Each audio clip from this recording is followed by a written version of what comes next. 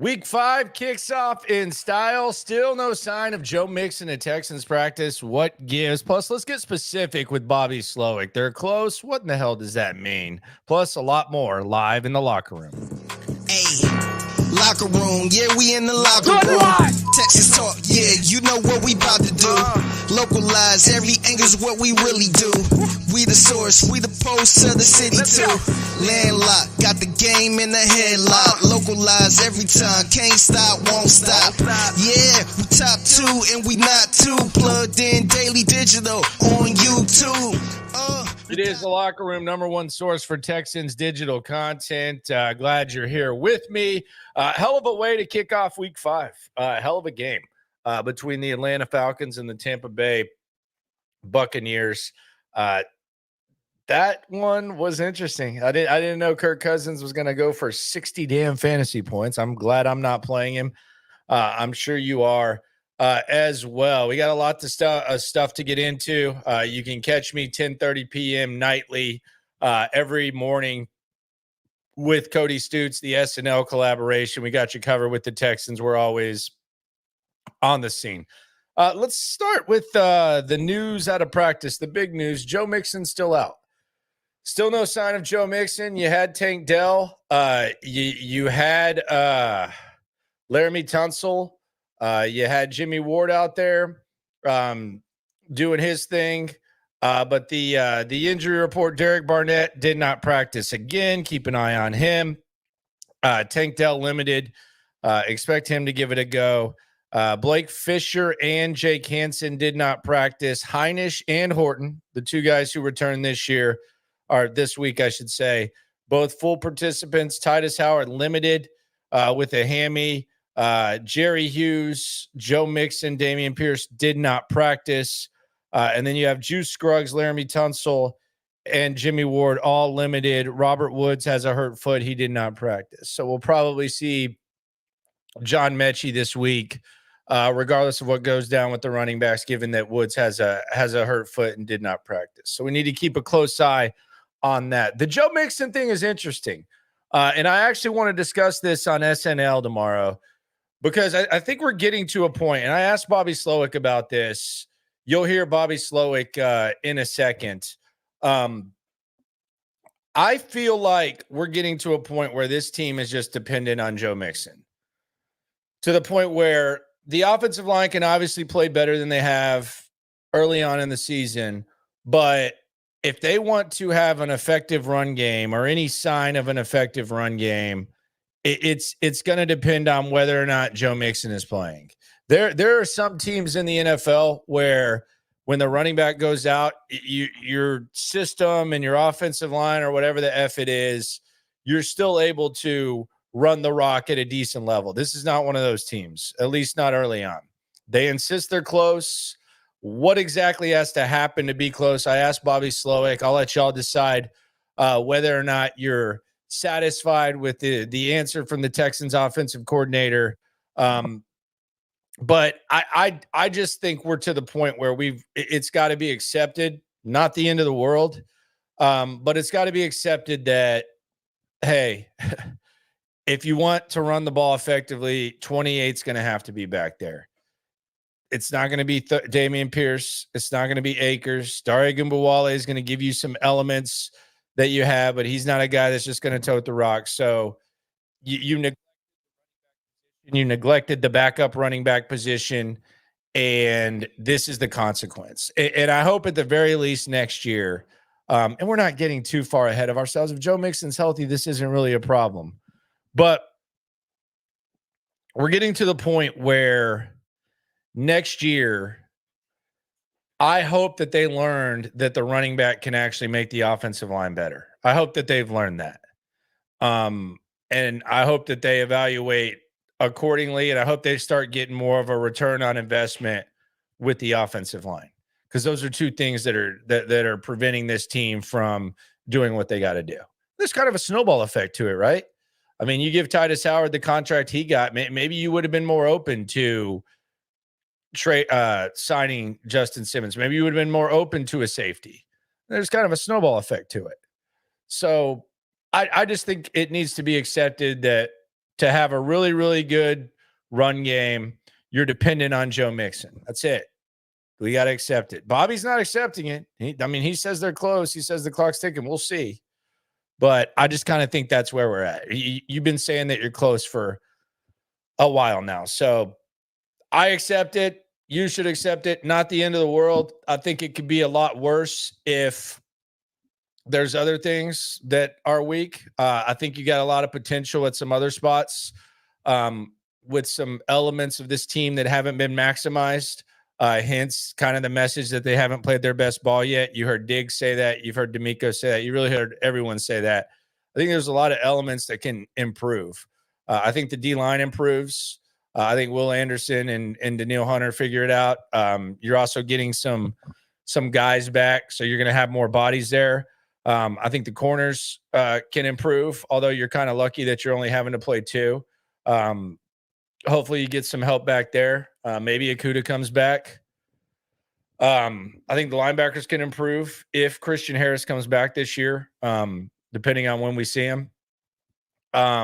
If we see him. And then I think that the wide receivers are going to produce at a higher level, like as far as from top to bottom.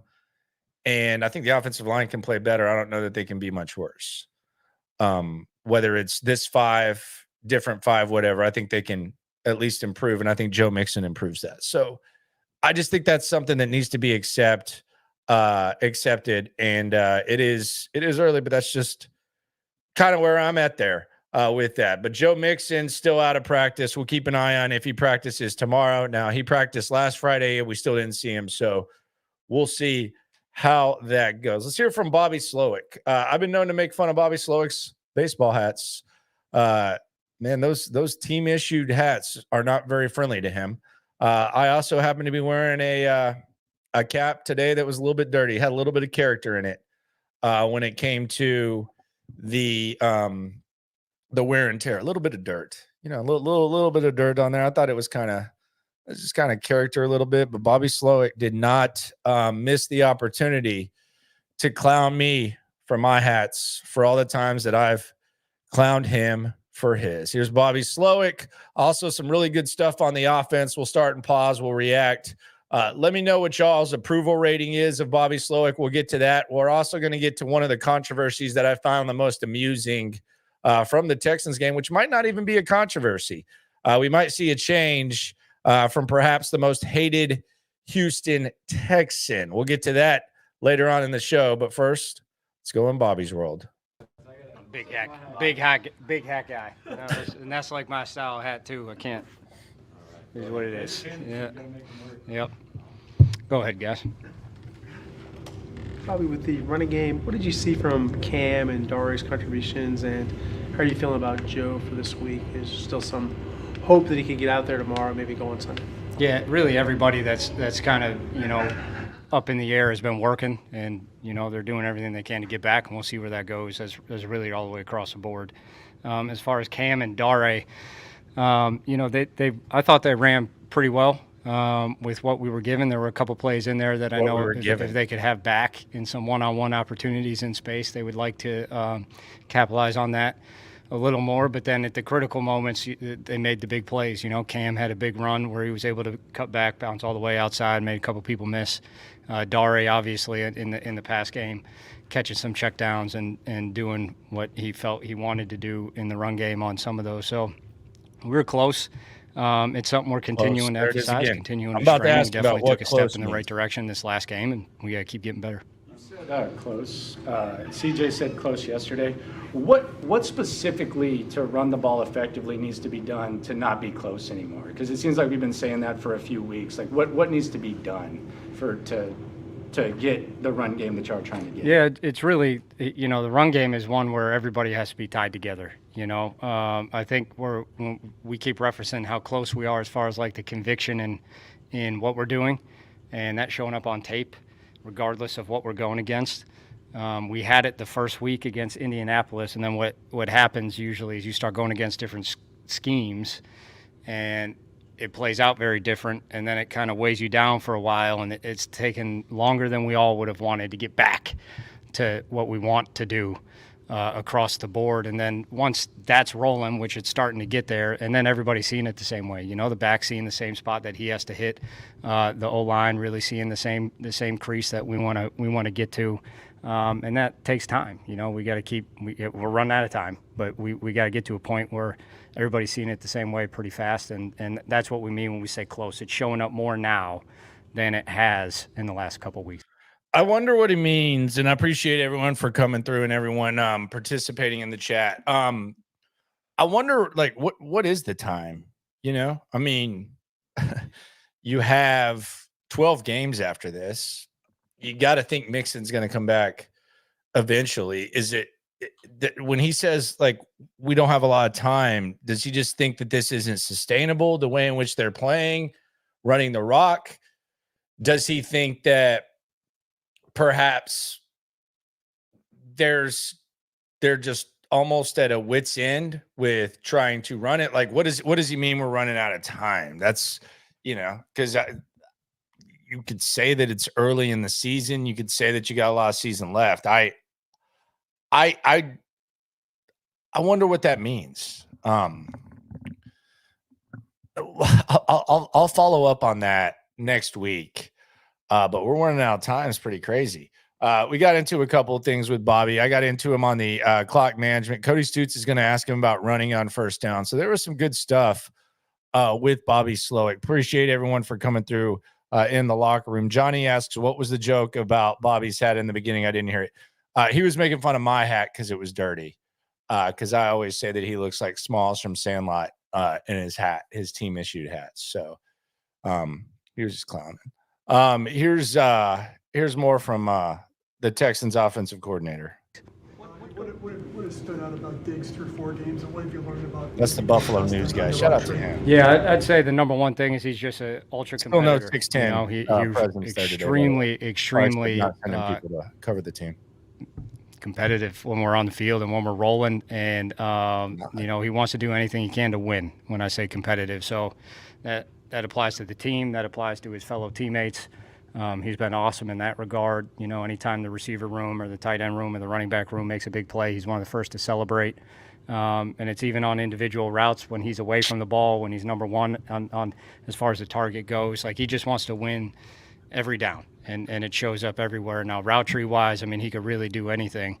And we've tried doing a lot of different things with him: short, intermediate, deep. We've moved him around a lot. Which just helps open up the offense. It helps him. It helps other players on the team. So, I have nothing but. You're crazy, Jerome. Look at Jerome here. This is a race card if I've ever seen it. Race card! He said, I'm going to be honest. And Jerome's always on me. And Jerome is a brother. You can see him right there. He is a brother. He said, I'm going to be honest. We need some more white boys at O-line. Tunsil too cool for me. Now that is a take right there, my friend. That is a take right there. We need so you're saying that we need some white guys on the O-line. Very interesting. Very, very interesting opinion by you. I think it's hilarious. I haven't really thought about it that way, but only Jerome would come up with that. Let's hit it one more time. Race car! Bobby, save me, please. First down play calling from like maybe game plan to feel of the game to who's available at that moment in the game. You guys had some success throwing the ball on first down and late in the game running the ball on first down, but for a good portion of the game, first down was not good running the football. So what kind of goes into the decision-making process of, hey, I want to put this in the air on first down, I want to keep it on the ground on first down? Yeah, a lot. I don't think it was any different running the ball on second down early in the game. Like, if you're not running it well, you're not running it well, and we do run it well, you do run it well. So I don't first, second down, especially when we're staying on track and it's 2nd and 6, 5, 4, 3. You broke me, that's not all that different from 1st and 10 to us in the way we would look at it. And I would say it took us a while in the run game. It really took us a while to get into it. Now, we didn't have as many, like mental mistakes in the run game as we had in the weeks past. But we did have some technique errors and some things that we were off early on that kind of ironed themselves out.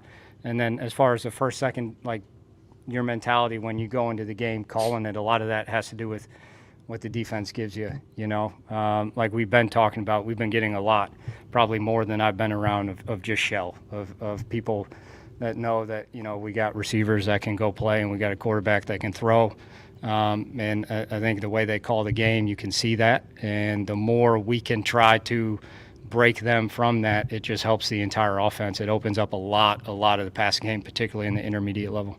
Jerome's the MVP of tonight's stream. Into halves trying to steal points.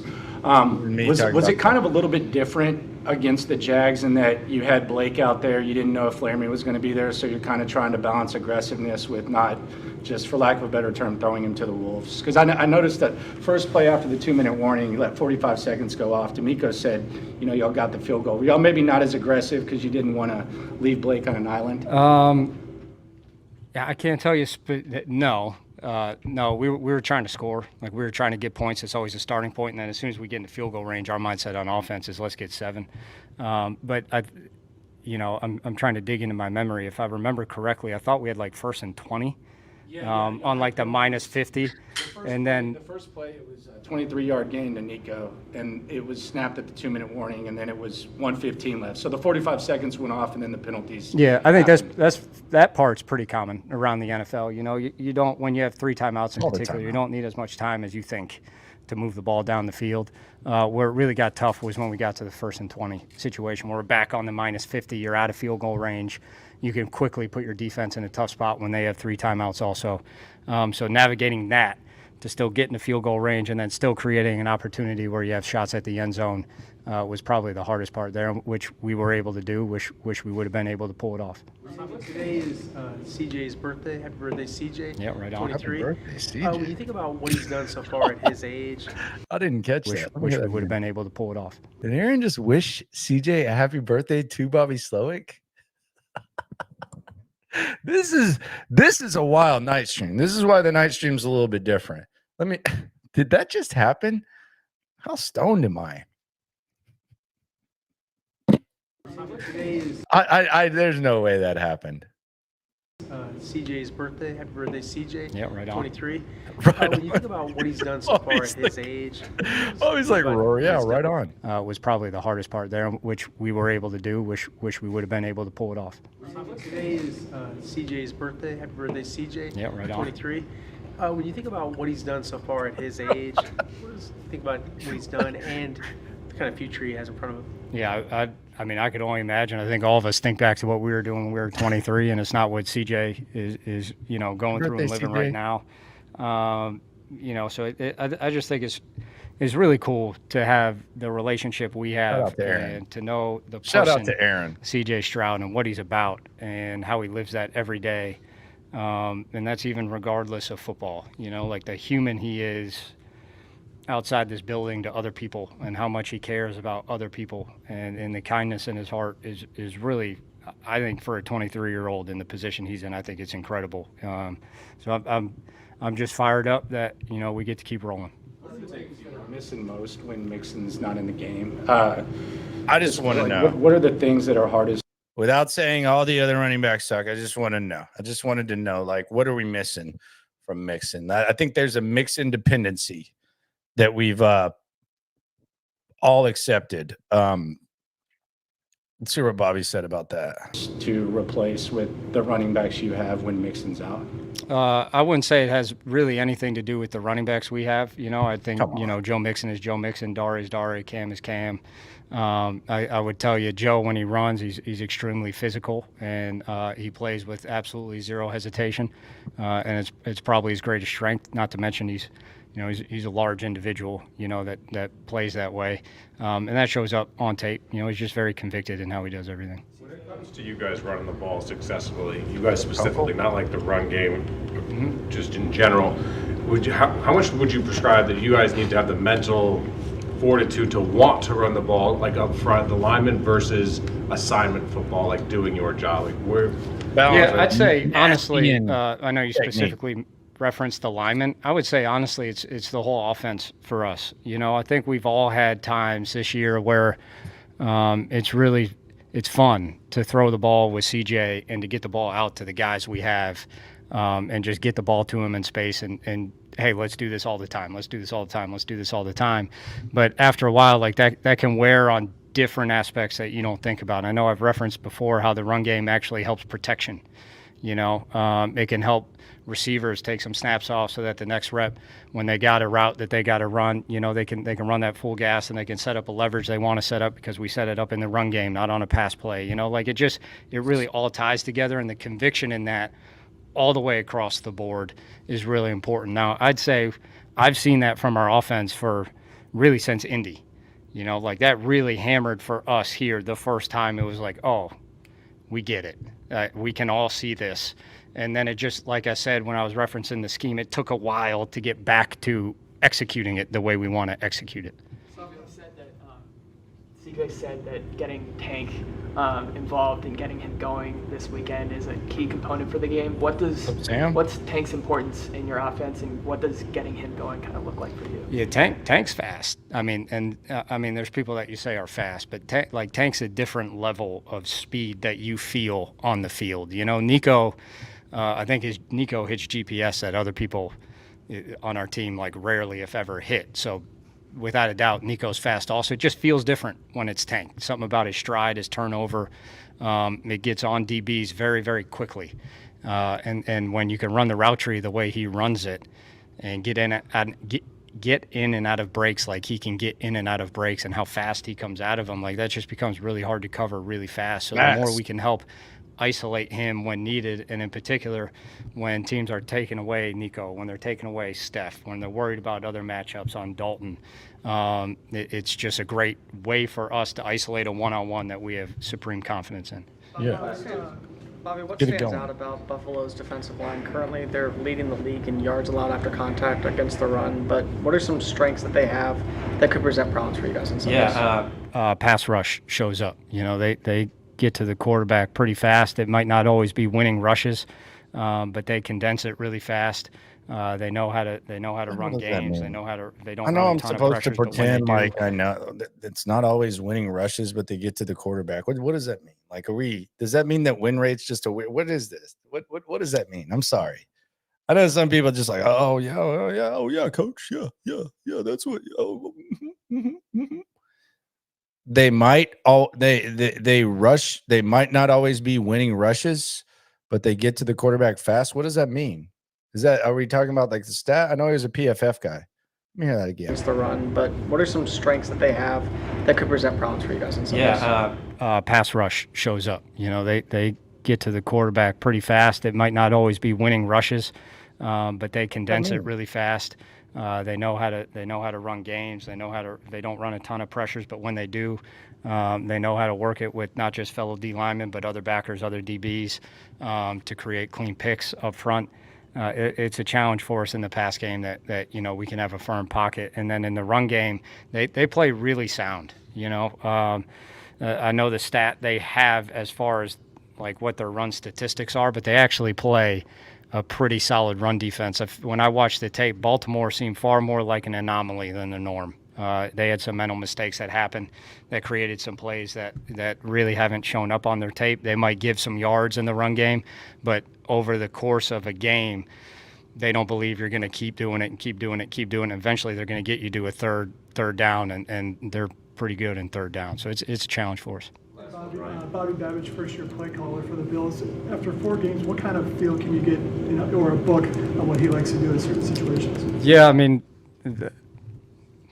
games worth, not to sound generic, but, everyone's got their own flavor, their own personality when they're calling plays. Their defense, their structure is the same as it was last year.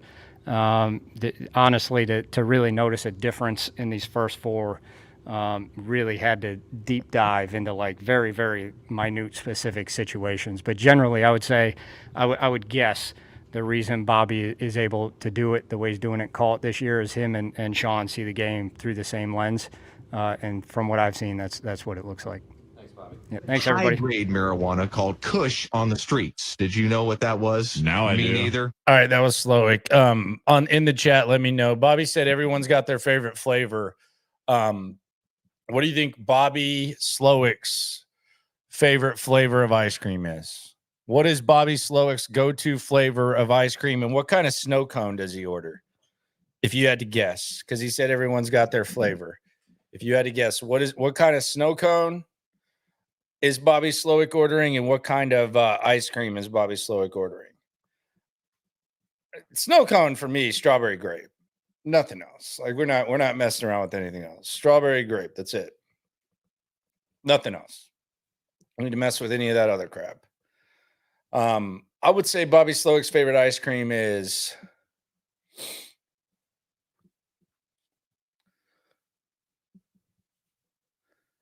I would say probably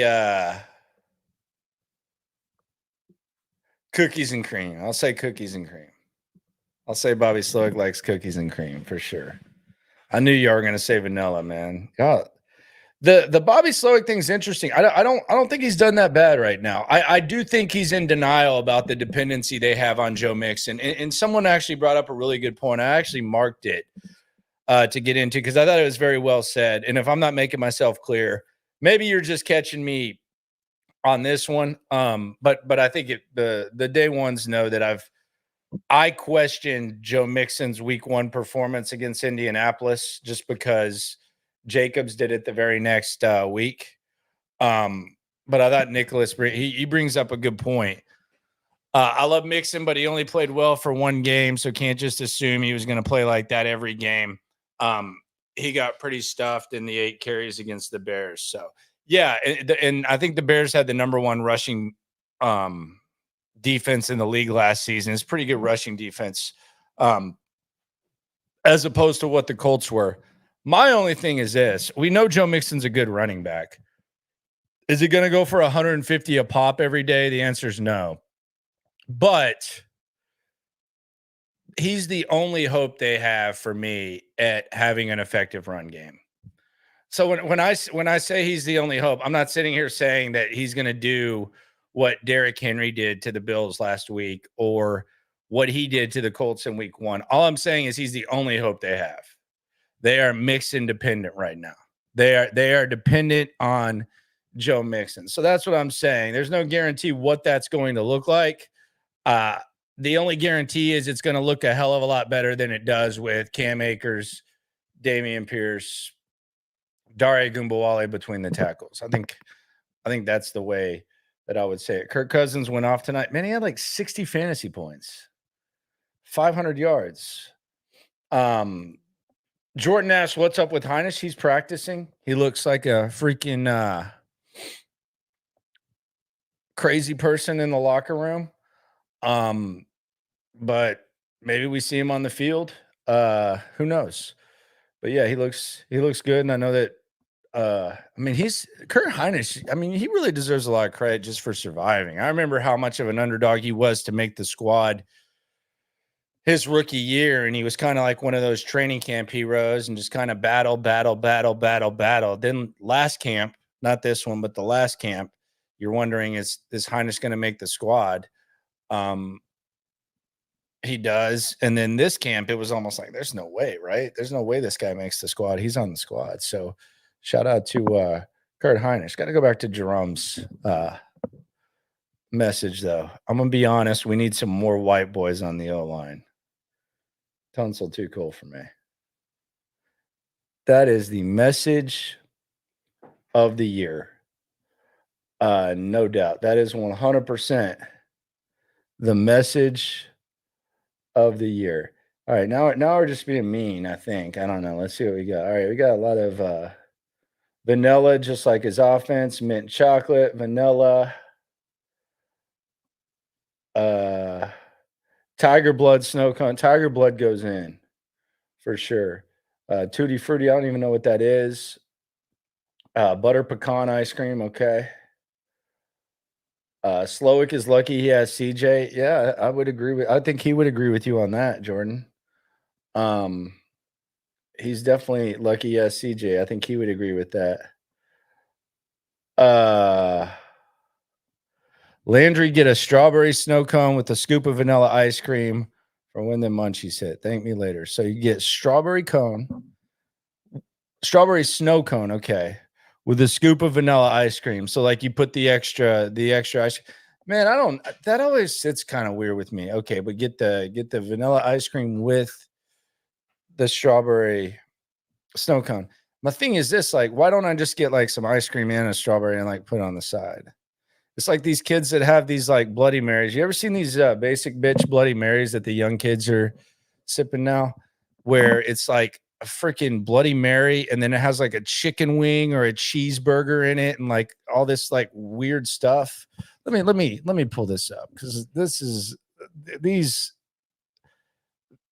things are just I don't know what we're doing here. This is all for the gram, right? Like wings, burgers. I'm gonna find this. This is gonna be one of those things where I'm not gonna find it, and I'm just gonna be searching. It's gonna be the worst stream ever. No. Oh yeah, we got this. Here we go. All right, here we go. What are we? What exactly are we doing here?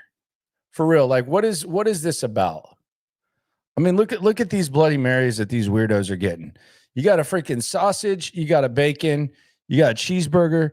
Like look at all these. Look at this. They're putting like grilled cheese and stuff on it. Just put the damn food on the plate. That is absolute disgrace. What are we doing here? And I know there's some young bucks here who probably do this. The chicks love it. I'm sure that's what you're saying. That's always what you say when you're a young buck.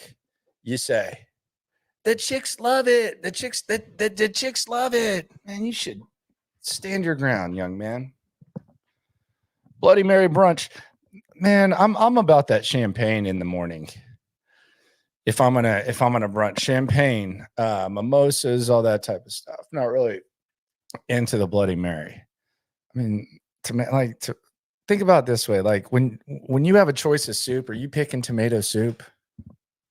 Come on, man. You got a full bar and you're getting a Bloody Mary. Oh, it's good for a hangover. So is beer. So are shots.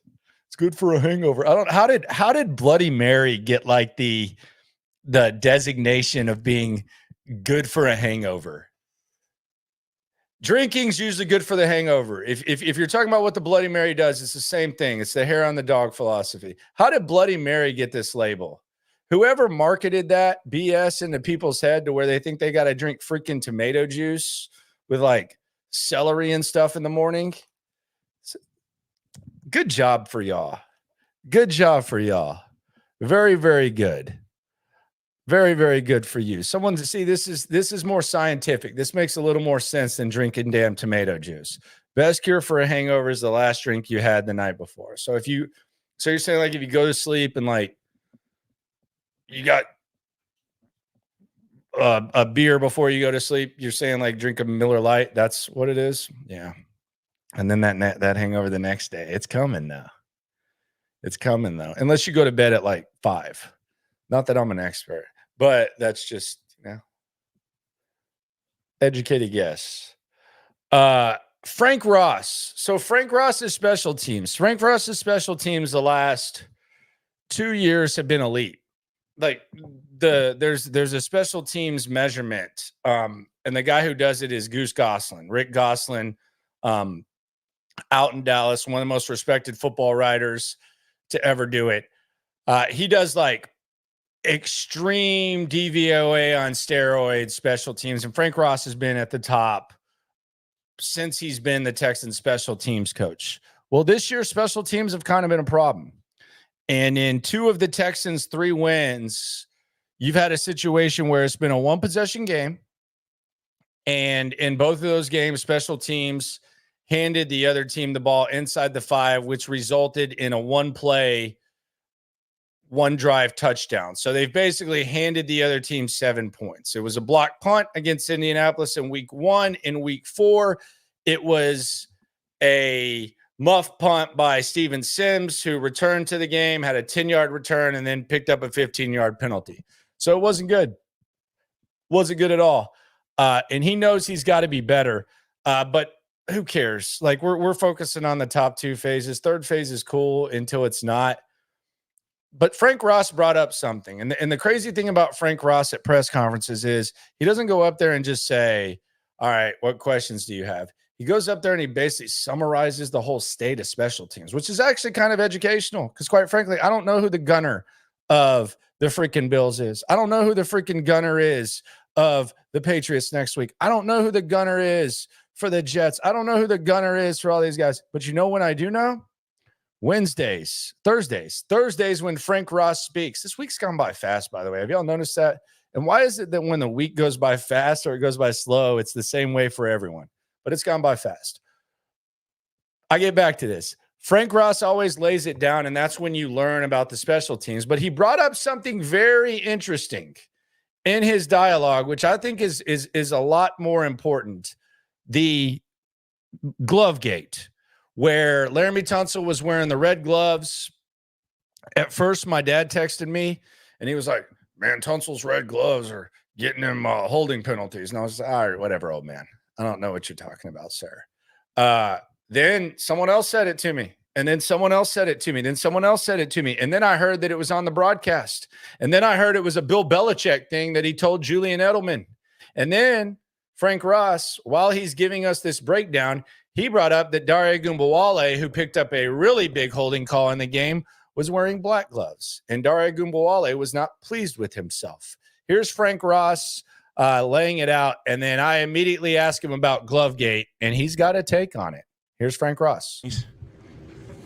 And then, no, I was a marketing major in college, so I get business and all that stuff, but just wear matching gloves to whatever uniform they're wearing, because Dare came off to the sideline and he goes, Coach, I'm wearing black gloves, and they had on white jerseys. And I said, I know. They got the holding call.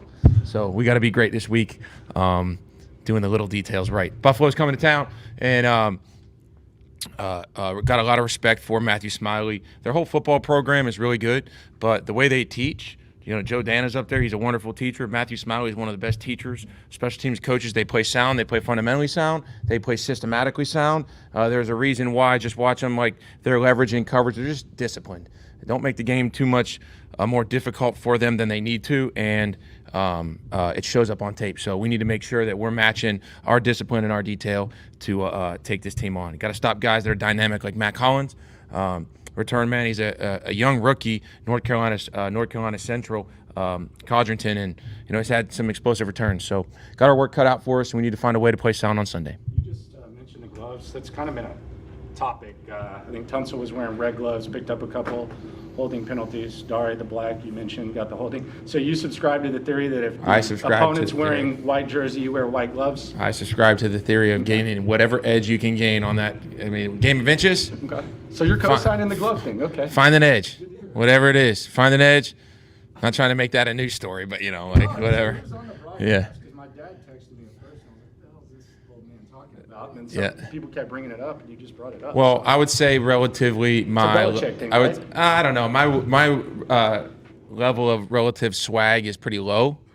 So I don't really care how I look when I play. I just want to make sure I get an advantage. So whatever is your cup of tea. Hopefully that we're just trying to play some good ball. For a rookie, what do you make of his decision making on some of those returns in terms of when to catch it and also picking the right lane? Yeah, just overall skill set. You watch him with the Jets in the preseason. He's a smaller guy, and you go back and you watch some North Carolina Central tape, and I kind of step out this side, but he has stepped out of tackles and kind of slung tacklers over his back. Did it in the preseason, so you kind of can see where he's able to use his skill set to his advantage. So he's a smaller player that is fast. Like a 180-pound guy in the NFL is not a big human being, but for him to have that kind of contact balance and spin out of tackles and still have the acceleration to get vertical, you got to make sure that you're able to fold in coverage against somebody who might spin out, if you will, of a first tackle. So got our work cut out for us, and I think that it's been impressive to see a guy who's, essentially, a long shot to make it. Before you know it, bang, 53-yard explosive return week one. Everyone's like, who's this guy? So kudos and props to him for getting to this point. We got to make sure we defend him on Sunday. Go ahead. Go ahead. Sure. Second time in the first month, special teams hands the other team the ball. Hands them a touchdown. Yeah, we got to be better. Just that doesn't matter what it is in the core four, in our third phase of the game, in our core four units. The goal is to maximize field position, eliminate leaky yards in coverage, making sure we're playing sound, and take care of the football. So got to be better there, and making sure that our offense and defense, we need to be an assist point guard. Set them up for success. So we got to be better. Okay, there you go. So he says they'll be better. They got to be, man. Can't have that. That's an element that you've had for the last couple of years. So we got to get that from Frank Ross. So we'll see how this goes. It's 3 sleeps till the game against the Buffalo Bills. I'm excited for it. I think this is a massive, massive, massive game. The line is kind of steady. Buffalo -1. I do think that there is a big opportunity for the Texans with Tank, Dell, and Diggs and Nico. They're very bad at safety right now. They're very banged up at safety. It's almost like, you remember when the Texans were banged up at O-line last year? And it was like, man, what are they going to do? That's what they're like at safety right now. So if there was ever a time to take some shots with Tank and work the middle of the field, maybe even with Schultz, obviously Diggs and Nico, they've been pretty consistent in performing at a decent level. Nico at an elite level, I should say.